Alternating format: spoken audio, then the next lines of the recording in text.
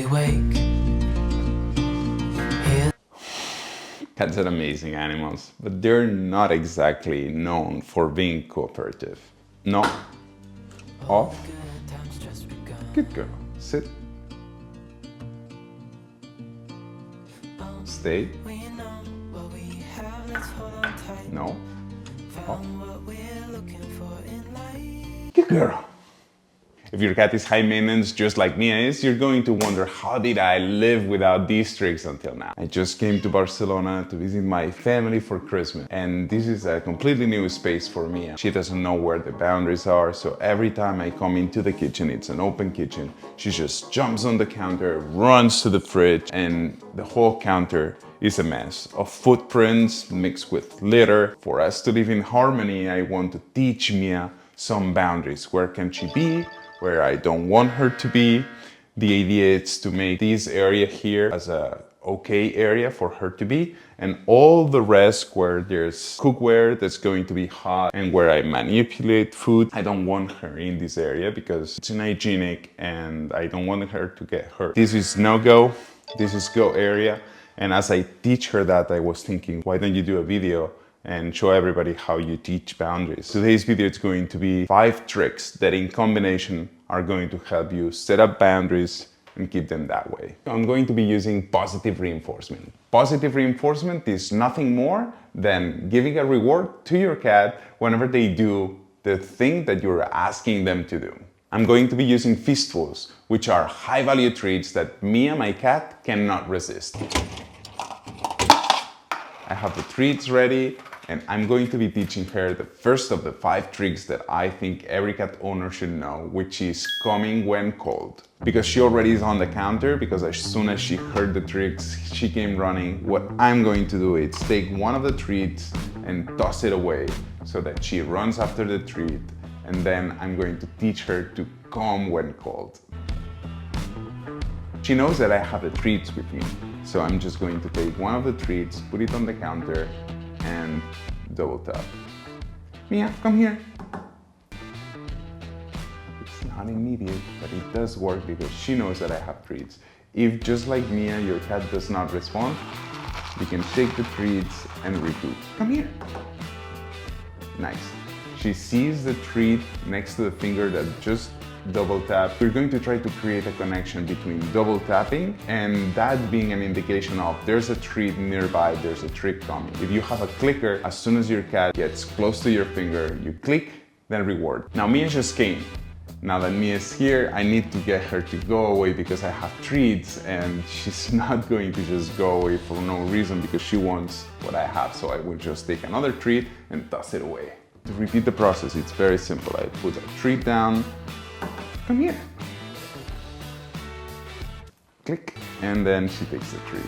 Same thing, take a treat, throw it away. I'm going to repeat this until I see that as soon as I tap, Mia comes even if there's not a treat down. It takes between 10 to 20 repetitions. Mia already knows this trick, so I'm just doing it for display purposes because she already knows. Mia, come here. Good girl. There's no treat now, but she knows the trick. She will come regardless, and then I reward the behavior that she just did. And this is the number 1 trick of the 5. You need to get your cat to go to the area that you believe it's safe and the area that you want your cat to be. In our case, it's going to be this space of the counter. So I'm going to, every time that she walks toward the area that I don't want her to be, I'm going to call her back to this position because this is where I want her to be, and whenever she's here, I'm going to reward it. I'll show you what I mean. If for whatever reason, because I'm opening the fridge, she comes in the area that I don't want her to be, I'm just going to be like, Mia, come here. And then I'll reward it.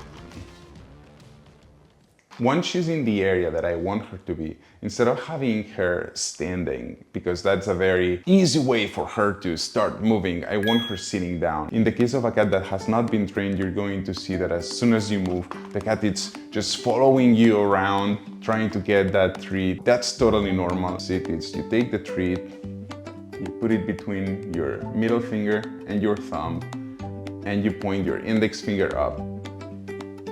Your cat is moving around, you take this position and you bring it over their head.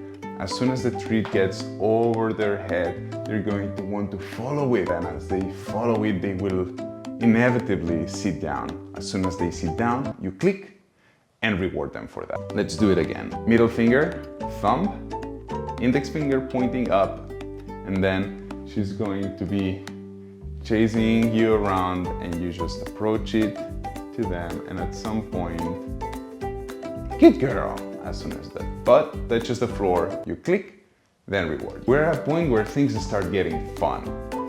Your cat knows where it's safe and where you want them to be. Your cat also knows where to sit. Now we're going to get them to wait for their food to be served, so that as you're manipulating their food, they're not in front of you pawing at the work that you're doing. When you're dealing with cans, they can get cut. When you're dealing with raw meat, it can get all over your counter, and that's unsanitary. I don't like Mia putting her face in the things that I'm working on. It's just not a good behavior to allow. I want her to sit and wait for me to finish doing what I'm doing, and then I'm going to serve her the food, but not on her terms, it's going to be on my terms. The way to achieve that, it's by using stay. Stay, it's basically rewarding your cat for doing nothing.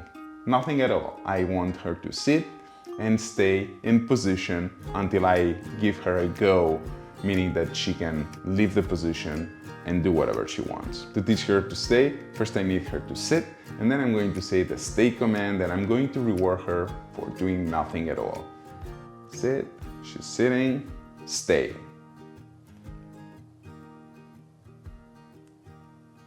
Good girl.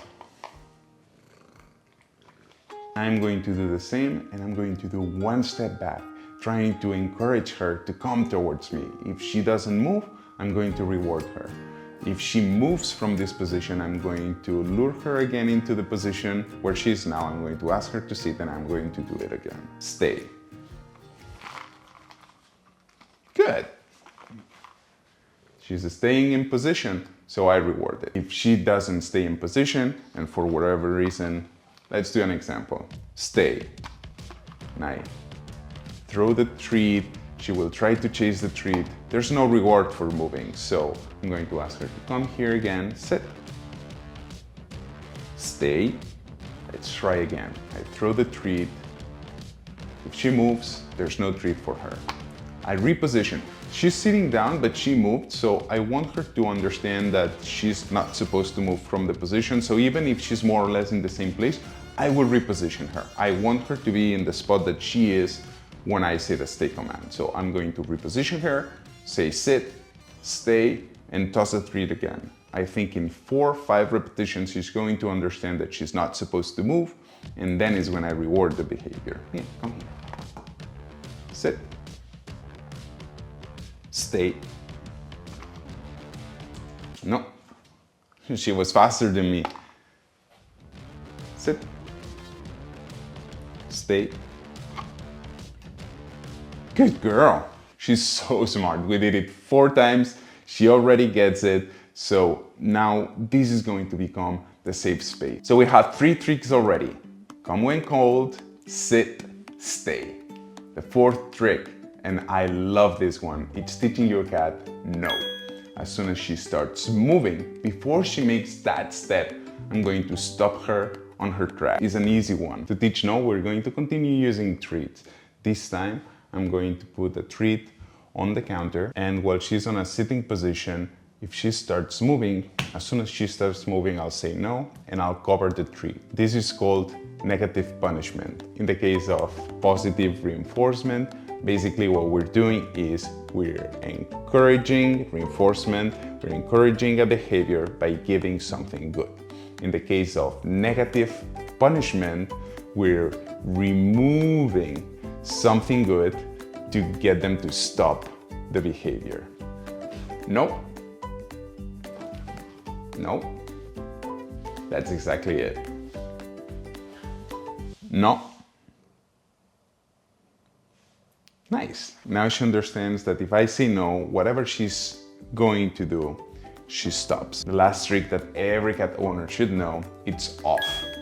Off, it's used when your cat has already moved from the position that you had them on. They have maybe stopped or maybe not because you said no, but they are now in a position that you don't want them to be. So what I'm going to teach her is to off, to leave the area where she is. If the counter, for instance, it's a no-go area for you, you can say off and get your cat off the counter. We're going to achieve this by using luring. Luring is using the treats so that your cat follows the treat towards wherever you want them to be.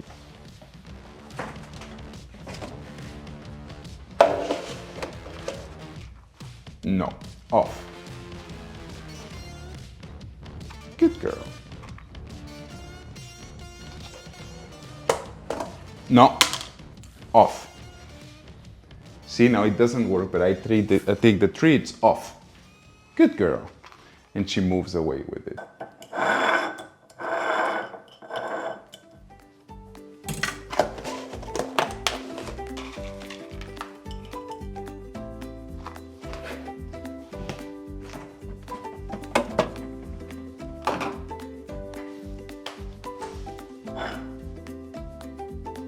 No, off. Good girl. Sit. Stay. No. Off. Good luck. Good girl. It's extremely convenient and every cat owner should know these 5 tricks, but you cannot start here. So if you're new to cat training, watch this video next and I'll see you next time.